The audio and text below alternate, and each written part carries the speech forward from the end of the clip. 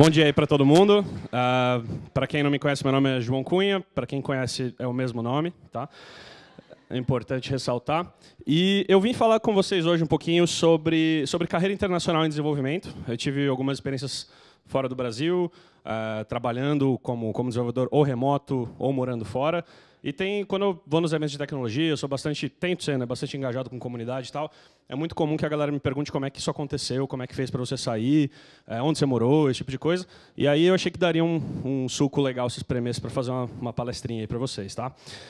Antes de mais nada, eu quero fazer um disclaimer rápido.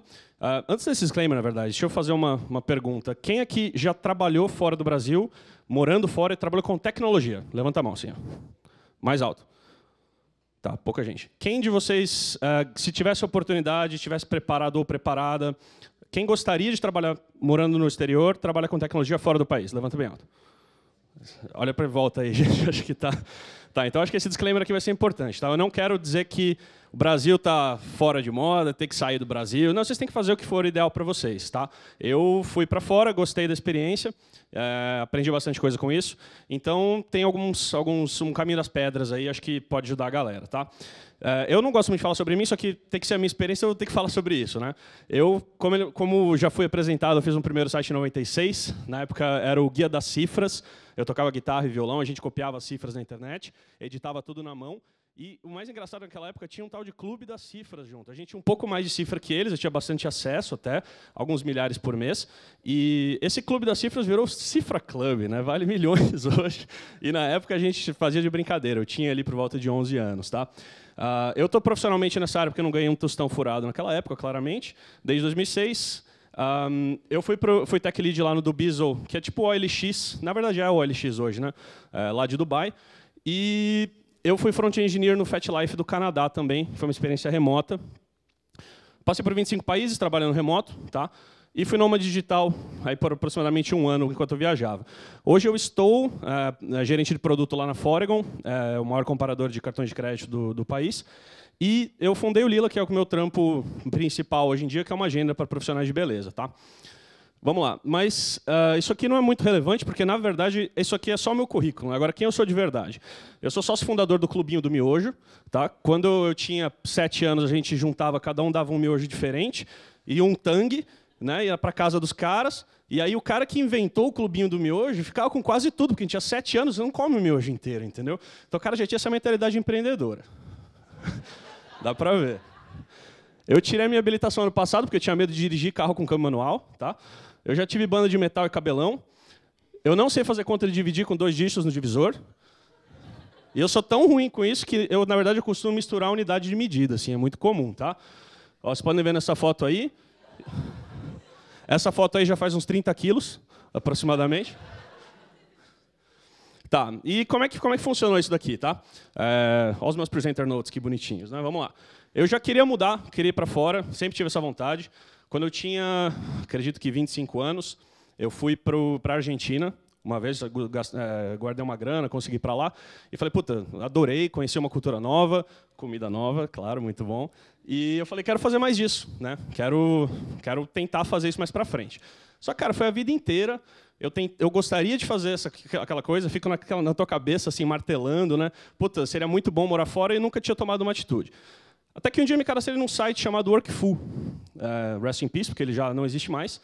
E o Workful, na época, cara, você colocava o seu currículo ali, quais são as suas skills, suas expertises, e ele fazia um match ali com as empresas que precisavam do que você oferece. Tá? Então, eu me cadastrei. Meses depois, eu recebi um e-mail, até achei que fosse spam, assim, tipo, nem lembrava que eu tinha me cadastrado. Ah, tem uma empresa que gostou do seu perfil, tem a ver com o que você faz.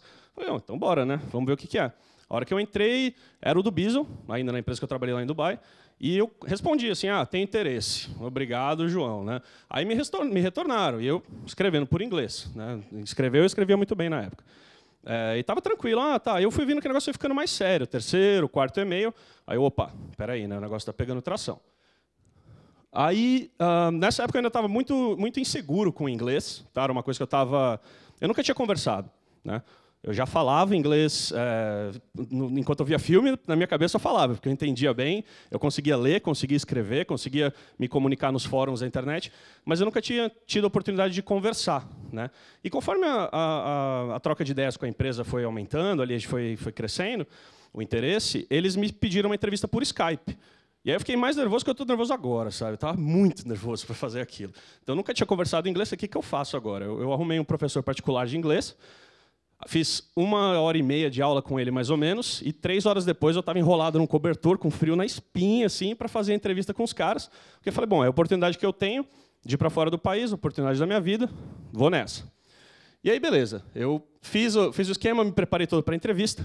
Isso aqui é um print, cara, é de 2013. Na minha tela, na época, eu usava Notepad++ ainda.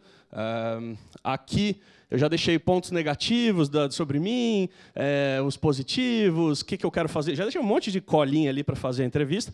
Não façam isso, tá? É a pior coisa. A entrevista nunca vai seguir o roteiro que vocês estão esperando. Vocês vão se perder pra cacete. Não é a dica, assim, faça exatamente o oposto disso. Estudem antes e se preparem, mas não deixem essas colas desse jeito. Aqui tinha até minhas namoradas. Tá tudo bem? Não, não tá, velho. Não tava nada bem. Eu estava lá tremendo ali no cobertor. E aqui os 2 entrevistadores, para ajudar 2 britânicos. Um deles tinha uma dicção ainda bastante ruim, então me dificultou bastante, tá? E aí, como é que rolou, né? Eu me preparei para isso. Deixa eu ver como é que está o som aqui, que a gente acabou nem testando, gente. Isso aqui é o finalzinho da minha entrevista, tá? Eu gravei a entrevista, então eu queria mostrar como é que foi o finalzinho do diálogo para vocês, tá? It's just me.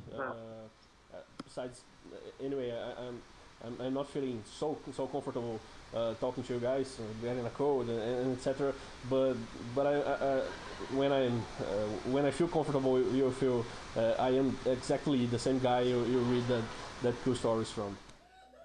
Bom, né? Essa foi a minha primeira experiência falando inglês com alguém, com 2 interlocutores britânicos nativos, né? Que te deixa ainda mais nervoso.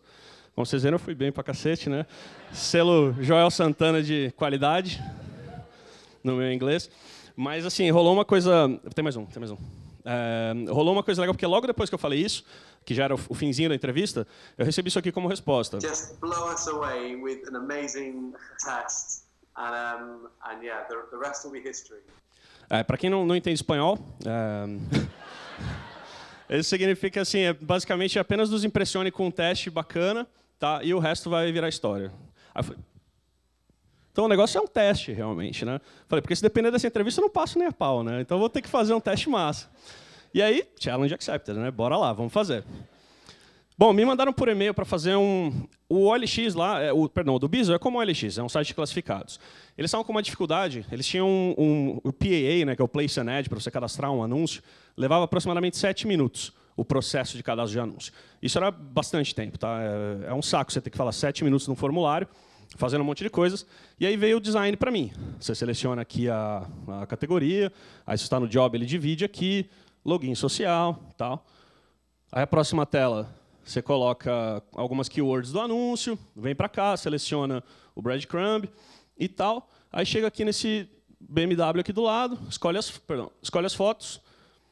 Aí um errinho se tiver e funcionou, né? E assim, vaga de front-end, tá? Importante ressaltar. Aí eu olhei e falei, cara, que porra é essa? Tem um monte de coisa aqui que eu não estou entendendo. Porque, cara, quando eu olhei, não fazia sentido. Eu vi isso aqui, você escreve o título...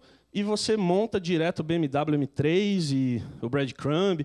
Aí eu falei, porque na minha cabeça eu nunca tinha feito um teste assim antes, né, tão complicado. E o que aconteceu? Eu imaginei que eu tinha que fazer absolutamente tudo. Então eu já trabalhava um pouquinho com LAMP, Linux, Apache, MySQL e tal.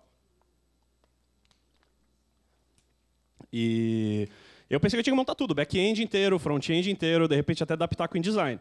Então, é aquela coisa, falei, fudeu, né? Aí, não sabendo que era impossível, foi lá e quebrou a cara. Não. Foi lá e fez, esse é o correto.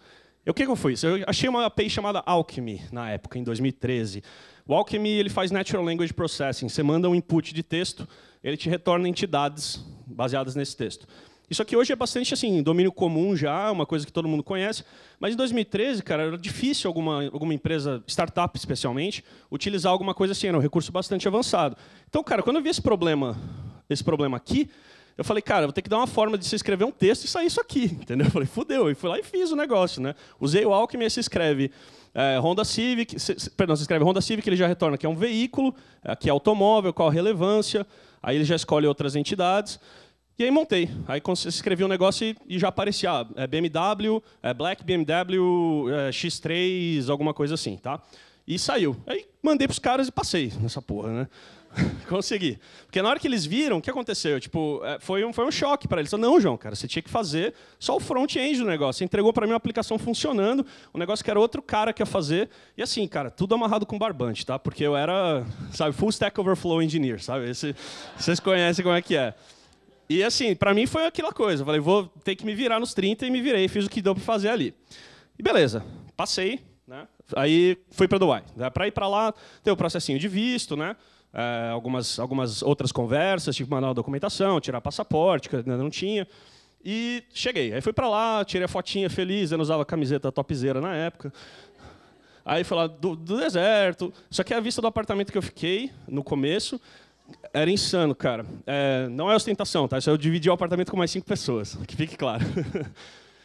Mas assim, foi muito chocante para mim a diferença entre o que eu estava acostumado aqui no Brasil e, de repente, sair num outro país com outra língua, ou outras línguas, outras comidas e tudo mais, é uma coisa absolutamente diferente. Então, para mim foi bastante chocante, mas foi bacana, né?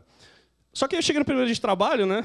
E assim, o João fazia FTP, todo mundo usava Git.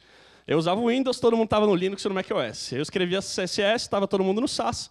Meu JavaScript era monolítico, um arquivão cheio de comentário, header, footer, não sei o quê, formulário, sabe? Aquele arquivão de 1,5 MB, e o pessoal usava modular. Eu escrevia PHP um pouquinho, e a galera usava Python. Só sabia desktop, nunca tinha escrito uma media query na vida, a galera já fazia responsive. E eu estava no Go Horse Mode e os caras no Scrum, né? Acho que alguém já conhece aí o Go Horse Mode, né? É uma metodologia ágil, funciona bem. Tá? E eu faço tudo, né? É um menino do computador. Se precisar arrumar impressora, eu faço. Post em mídia social, deixa comigo. Severino total. E lá é foco, né? Uma empresa com 60 desenvolvedores. Até então era eu e, às vezes, um estagiário que a gente contratava para me ajudar, né? Então, foi muito novo para mim esse processo. O que acontece quando você dá de cara com uma coisa dessas? Você sente uma fraude. Tá? Foi como eu me senti. Falei, fudeu, né? Todo mundo usa tudo diferente do que eu uso. Para poder escrever uma linha de código ali, uma que fosse, não era uma questão mais de capacidade técnica.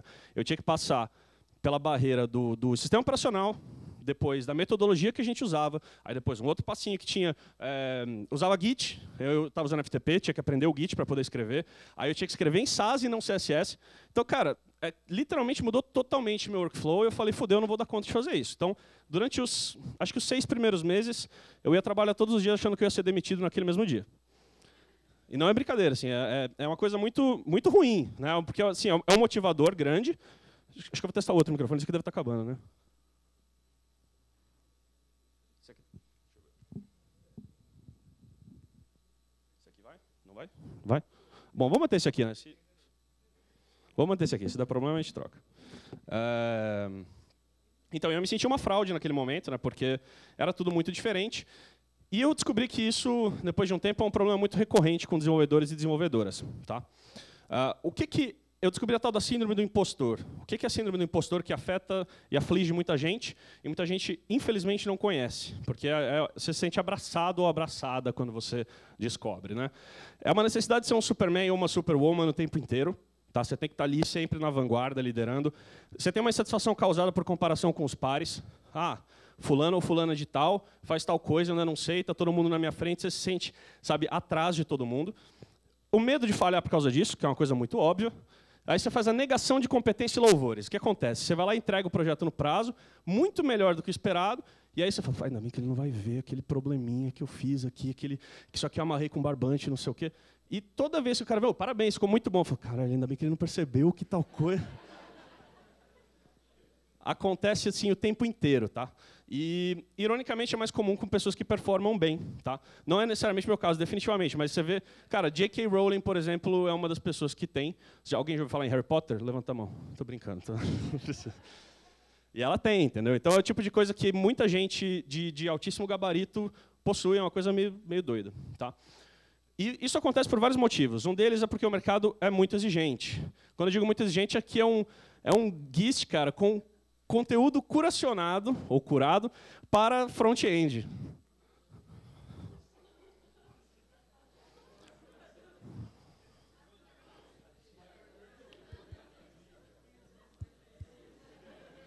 Referência do Fantasia, para quem tem mais de 25 vai lembrar.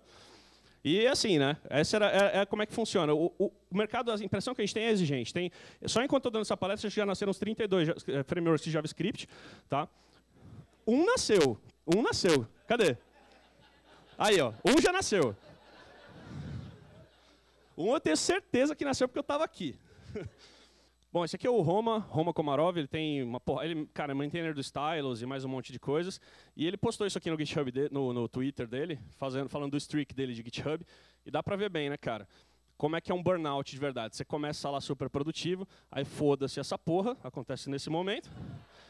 E aí o negócio vai diminuindo depois, entendeu? Então você vê que a produtividade da pessoa é difícil de manter. E por vários motivos, um deles são novos frameworks de JavaScript. Brincadeira, o dele é massa. E você tenta se manter sempre, sabe, dominando todo o rolê, querendo estar na frente de tudo, na frente do tempo, na vanguarda. E é isso que acontece, cara. Você acaba tendo que trabalhar muito mais do que deveria. Mas existem alguns passos legais de vocês vencerem essa sensação, tanto de ser um impostor ou uma impostora, mas também como é que vocês lidam com a avalanche de informação que a gente recebe como desenvolvedores, especialmente front-end. Tá? Essa talk é um pouco mais voltada para front-end, que é mais a minha expertise, tá? Mas serve para um monte de gente. Tá? Primeira coisa, aprenda o fundamental e não tudo. O que eu quero dizer com isso, cara? Não tem como você aprender Vue, Angular e React. Assim, tem, mas você sempre ouve de falar de um cara ou de uma mina que sabe os três. E aí a gente começa a se comparar com aquela pessoa e, cara, esse é o pior tiro no pé que você pode dar. Assim. Você não pode fazer isso. Você tem que sair da tua zona de conforto e falar sobre os seus medos com as outras pessoas. Não fica naquela de guardar conhecimento, sabe? Gatekeeping ali, você fica, não, eu só sei isso aqui e eu não vou mostrar fraqueza. Não, sejam abertos e abertas, vão até os meetups que vocês já frequentam, conversem, puta, eu tenho dificuldade nisso, eu não sei fazer conta de dividir com 2 dígitos no divisor, é meu caso. E assim, isso é importante para o engrandecimento de vocês, tá? A maior parte das empresas não está usando tecnologia de ponta. Eu sei que é meio contraditório e talvez você pense, não é bem por aí. Mas na verdade cara. Você vai ver o tanto de gente está em produção usando jQuery, como já acabaram de dizer aqui na palestrante passada. É bem por aí, cara. Não é todo mundo que está usando o bleeding edge do React ainda, sabe? Então vai com calma, vai tranquilo. Quanto mais você aprende, mais você descobre que você não sabe, e tudo bem. Eu acho que é aquela coisa, né? É um gráfico que vai subindo, onde você está achando que está abalando, de repente você, aí você está ganhando maturidade, que você ainda é bastante ignorante sobre tudo que você pode saber na tua vida. Tá? Não gaste todo o seu tempo livre estudando. Não façam isso. É importante vocês terem tempo com os seus amados, com as pessoas que vocês amam, com os seus familiares. Tá? Vocês têm que descansar também. Não adianta você pegar o fim de semana para estudar um novo framework. Tá? Eu sou bem um pouquinho radical nisso, porque eu acho esse lance de hustler, de ficar, sabe, bombando. Cara, eu não sei, eu tive muito problema com isso, já tive problemas psiquiátricos com isso, inclusive. Então eu sou um cara que falo, não frequentem ambientes tóxicos, sabe? Vão no pace de vocês, na velocidade de vocês, aprendendo como vocês podem e não tentem abraçar o mundo. E seja sua própria régua, né? Evite se comparar com os outros. Então, quando eu digo sua própria régua, espera só um pouquinho, tá difícil. Quando eu falo ser sua própria régua, o que eu quero dizer com isso? O João que falava inglês em 2013 não é o mesmo que fala inglês hoje em 2018. Tá? Hoje eu falo normal, tal, mas assim, em 2013, se eu ficasse me comparando com quem fala inglês fluente, eu não tinha feito aquela porra daquela entrevista, não tinha passado, não tinha feito nada, e eu tinha essa necessidade de ser perfeito e de não vou fazer uma entrevista enquanto eu não conseguir falar. Só que, velho, é go horse, velho. Uma hora você toma um chute, você vai embora e vai que vai. Vou falar um pouquinho de remoto, não vou me estender muito, porque eu também não tenho muito tempo, mas a gente tem uma arma secreta muito massa chamada passaporte brasileiro. Para quem tem interesse de trabalhar à distância com as empresas de fora, essa arma secreta é muito boa, não tão secreta, que eu já falei qual é, mas a gente é o 14º no ranking global, tá, em número de aceitação, em grupos de países. Tá? Então, assim, é a Europa, entendeu? Por exemplo, passaporte europeu. A gente consegue acessar 151 países sem visto, tá, como turista. É muita coisa, gente. De verdade. Você vai para a Europa inteira, fica 6 meses na Europa sem ter que avisar ninguém. Você simplesmente entra e já era. Vários países ainda tem Visa on Arrival, que você pega o visto assim que você entra lá. Então, você consegue visitar o mundo inteiro. Nessa hora, quando eu descobri sobre isso, sobre o passaporte, li um pouco mais sobre nômade digital e tal, eu me candidatei para uma vaga no FatLife. É uma rede social adulta, lá do Canadá. É um produto bastante grande. A gente tinha, na época que eu trabalhava, acho que 2 bilhões de page views por mês. É bastante massivo assim, o produto. E o time é todo distribuído, né? E eu pensei, cara, eu vou conseguir trabalhar remoto, vou ganhar melhor do que eu estou ganhando aqui, e vou tentar viajar o mundo. E assim eu fiz, cara. Achei que foi uma coisa muito bacana. Arrumei uma mala, sabe? Literalmente, a mesma mala que eu vim para cá, eu usei para viajar. E aí eu fiquei um ano, cara, dando rolê. Cara, passei por isso aqui. Aproximadamente foram 25 países que eu visitei. Aí, bom, algumas fotos aí, tipo Portugal, Espanha, mais Espanha, Amsterdã, enfim, alguns lugares, Budapeste, mais Espanha, cara, esse é o meu lugar favorito, inclusive. Barcelona é muito bonito, cara. Eu recomendo para todo mundo conhecer. Eu gosto muito de lá. E tem alguns prós e contras trabalhar de forma remota, tá? O primeiro pró, você tem flexibilidade de tempo para suas tarefas. Você tem 0 de commute. Você não tem que ir para lugar nenhum, porque normalmente você vai botar a tua cueca ou calcinha e vai atravessar a sala, vai sentar ali no computador e começar a trabalhar, né? Aí você escolhe onde você quer trabalhar, também que é muito importante. Se um dia você não quer trabalhar em casa, quer trabalhar em outro lugar, fica a teu critério. Você tem mais tempo próximo da tua família e dos seus amigos e um menor custo para o empregador, quer dizer que normalmente tem mais grana para salário. Hoje os salários de remoto, alguns deles em algumas empresas já passam até de quem não é, porque eles consideram muito onde a pessoa vive, ela não gasta, a empresa não gasta com escritório, então é uma coisa bacana de vocês levarem em consideração. Mas nem tudo são flores, tá? Você precisa ter muita disciplina. Eu sou horrível, não tenho, já admito. Mas tem alguns hacks, assim. Tem um livro, eu devia ter colocado na palestra, não coloquei, chama Remote. São dos caras do Basecamp. Acho que 37 Signals, eu não lembro qual é o número exatamente. Mas esse livro, cara, é incrível. Para quem quer trabalhar remoto, vale a pena ler mesmo. Assim, eles dão várias dicas, e uma delas eu uso ainda, que é você ter 2 pares de chinelo. É o seu chinelo de ficar em casa e o seu chinelo de trabalhar. É verdade, porque você coloca o chinelo, você entra numa mindset de roupa que trabalha. Não vou entrar em distração, tem uma televisão, você tem cachorro, tem seu sobrinho que vai visitar. Então, tem um monte de hacks, eu recomendo muito esse livro, tá? É muito fácil acabar trabalhando mais tempo. Você, vou só ver esse e-mailzinho enquanto eu estou aqui no celular, estou vendo Netflix aqui. Quando você vai ver, cara, você, vou só um deployzinho rápido. Aí é sexta-feira, 10 da noite, todo mundo te esperando e você não vai, né? Sua internet é a tua responsabilidade, não é mais o escritório. Entendeu? Então se vira, de repente pega uma segunda internet, se for o caso. O teu escritório inteiro é a tua responsabilidade, não é mais uma coisa da empresa. E esse aqui que para mim, cara, é o principal. É a falta de interação social. Você começa a trabalhar remoto, à distância, de casa especialmente, e você não tem mais aquela conversa animada, você vai tomar uma água, tem alguém, e aí, cara, beleza, como é que tá aí ontem? Não sei o quê. Não existe mais isso, entendeu? Por mais que seja uma conversinha besta de tempo, assim, às vezes você nem entra em nada profundo, mas a interação com outras pessoas é vital. E a gente descobre que o ser humano, na verdade, é um bichinho assim, muito carente, sabe? Essa é a verdade. A gente precisa estar em contato com outras pessoas. E tem alguns hacks assim, para vocês passarem por esse problema sem serem afetados ou afetadas. Vão sempre em meetups, tá? Quem for viajar, usa o Couchsurfing, vai nos meetups dos caras, tem muita coisa legal, você conhece muita gente. Trabalha de cowork.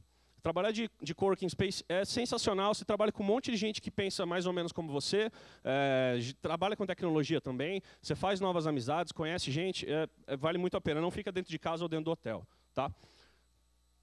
Aqui tem alguns sites que oferecem vagas internacionais, uma porrada deles. Tá? Depois eu vou disponibilizar o link pelo Twitter, aí vocês dão uma olhada lá. E assim, tem muitas vantagens de trabalhar remoto ou trabalhar em outro país. Tá? Elas são inúmeras. O lance de cultura, a tua cabeça nunca mais volta a ser como era antes, você aprende tanta coisa. Só que tem um deles que eu acho que é o benefício, um dos principais, que é a grana, cara. Isso aqui eu vi hoje, já, no Love Mondays. A média salarial Brasil, claro que em grandes centros isso aumenta. A média salarial é R$4.000 por mês. Isso dá 48 mil por ano. Eu tive que usar a calculadora, mas saiu. Não foi divisão, foi tranquilo. Né? Isso aqui nos Estados Unidos. É uma diferença bem significativa. Tá? A média de salarial dos Estados Unidos, como desenvolvedora, é de aproximadamente $102 mil por ano. Tá? Mas eles não têm CLT, né? Então não é bem por aí. Mas eu acho que vocês não vão se importar com isso. Tá? que o incentivo até que é razoável. Se vocês trabalham remoto, isso é ainda mais absurdo, né? Porque vocês ganham numa moeda, sei lá, $100.000 por mês, por ano nos Estados Unidos, morando no Brasil, e vocês têm muito mais grana para poder aproveitar aqui. É um salário, sei lá, agora é divisão. Alguém me ajuda aí. Alguém me ajuda aí, porque é dividido por 12, se fosse por 6, talvez eu soubesse. Quanto que dá isso aqui? Quanto? Aí sim, hein? É uma salva de palmas. Outro nível, outro nível. E assim, aqui, cara, eu só selecionei salários maiores de $100.000 no AngelList, e nós temos mais um outro Scroll Infinito. Aí, são 6.000 vagas hoje, só no AngelList, tá? Tem muitos outros locais. A gente pensa no salário de 6 dígitos, caralho, é insano, muita grana. Mas é o que se paga, velho. É o que se paga lá fora. Estados Unidos é um pouco discrepante do restante. Europa não paga tão bem quanto os Estados Unidos paga. O Canadá não paga tão bem quanto os Estados Unidos paga. E nenhum outro lugar paga, tá? Mas assim, mesmo assim na Europa, cara, tem salário que começa, sei lá, júnior por, sei lá, €50.000, €40.000 por ano, aí pleno uns 60, 80 mil para quem já é sênior, se você for muito massa, você está lá nos €100.000 por ano. Mas nos Estados Unidos é muito fácil pegar de 6 dígitos para cima, tá? É fácil, não é uma coisa de outro planeta. E eu queria terminar minha palestra deixando esse insight aqui de autoajuda, tá? Que é o seguinte, a tua carreira é uma maratona e não é um sprint. Não corram com as coisas, tá? Pensem bastante no futuro, vocês vão aprender as coisas aos poucos. Tudo que vocês estão aprendendo hoje, nem que seja, não vou mais fazer como eu fazia antes. Não tem aquela de, estou tentando lembrar, mas não tem aquela de errar, né? Ou você se aprende, ou enfim, alguma outra coisa. E você, fazendo isso, cara, vocês pensando mais para frente, vocês deixam de acompanhar qual é o framework do momento, porque ele vai morrer, como todos os outros morreram, e vocês passam a focar em problemas mais fundamentais. O JavaScript veio para ficar? Veio. Então é no JavaScript que eu vou focar, não é necessariamente no Vue ou no React ou tal. É importante, claro, você tem que analisar o mercado. Hoje é o que está em voga, cara. Tem os 3 grandes. Vocês sigam um dos 3, mas vocês não precisam saber os 3. Vão pensando como é que vocês vão fazendo daqui para frente e sem pressa, tá? Então é isso, gente. Eu quero agradecer o espaço. Eu não esperava... Eu tentei fazer a coreografia, mas não consegui. E, assim, é muito legal porque eu acompanho o Brasil JS há muitos anos, né? E, de repente, estar aqui nesse palco é surreal até para mim. É a primeira vez que eu falo num evento dessa magnitude. Para mim é muito bacana. E assim, torno a lembrar, porque assim como a palestrante anterior, eu sou ruim de nome, gente, desculpa, tá? Assim como a palestrante anterior, eu também nunca tinha mandado um Call for Papers, né? Aí eu mandei esse aqui, foi aprovado em 2 eventos, sabe? Então, tem muita coisa que você só não passou ainda porque você não fez, entendeu? Essa é a grande realidade. Então é isso, gente. Agradeço muito por vocês estarem aí hoje. Obrigado.